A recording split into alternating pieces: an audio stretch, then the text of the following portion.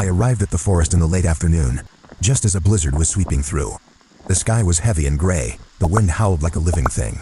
Snow filled the air so thick that the world turned into a blur of white. The temperature was minus 31 degrees Celsius, a cold so sharp it bit into my skin and froze every breath into tiny crystals. The silence was haunting. Only the crunch of snow beneath my boots reminded me that I was still moving, still alive.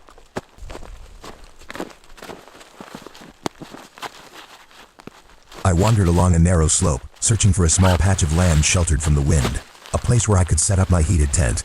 Building it in a blizzard felt like fighting against nature itself. The wind tore at my hands, the ropes kept slipping through my numb fingers, and every breath felt heavier than the last. For nearly 3 hours, I worked through the storm until finally, the tent stood upright, trembling but holding. I sank to my knees, exhausted, watching my breath drift away in clouds of white.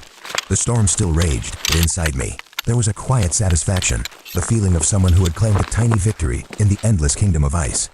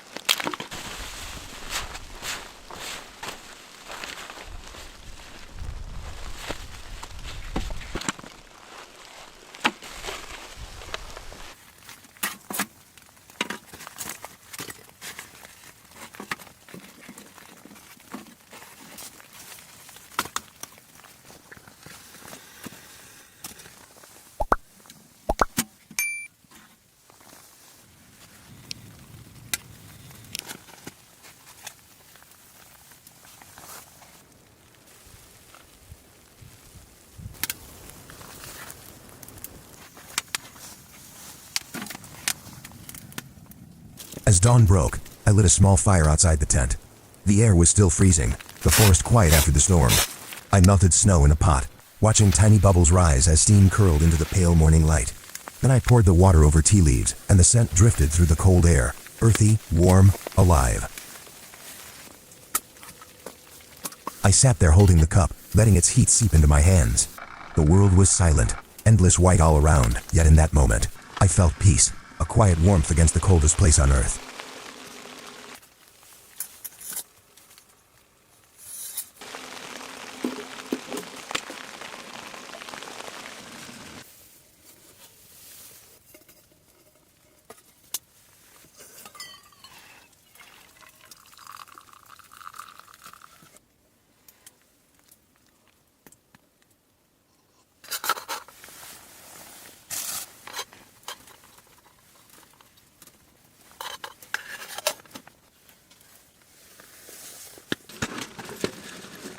When the storm eased, I stepped into the tent and lit the heater. Warm air began to fill the small space, and for the first time, I could feel my fingers again. I unpacked my food, a piece of fresh salmon, a bowl of rice, and a few simple spices. Out here, at minus 31 degrees Celsius, I decided to make a meal that felt human again: salmon sashimi and fried rice.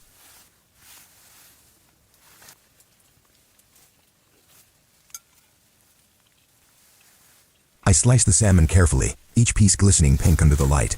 When the first bite touched my tongue, the rich flavor of the fish mixed with the icy air, and for a brief moment, everything felt unreal, raw, beautiful, alive. Then I heated my small pan, added rice, eggs, and oil, letting the crackling sound of frying blend with the muffled howls of wind outside. It was strange how those two sounds, fire and storm, seemed to belong together.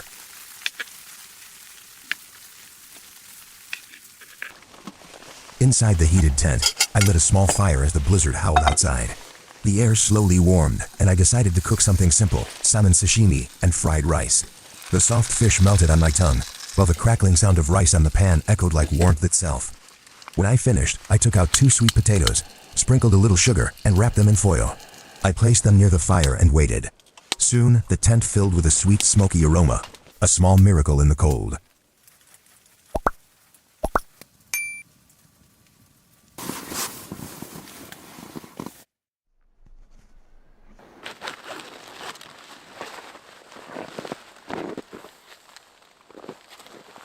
Morning came quietly.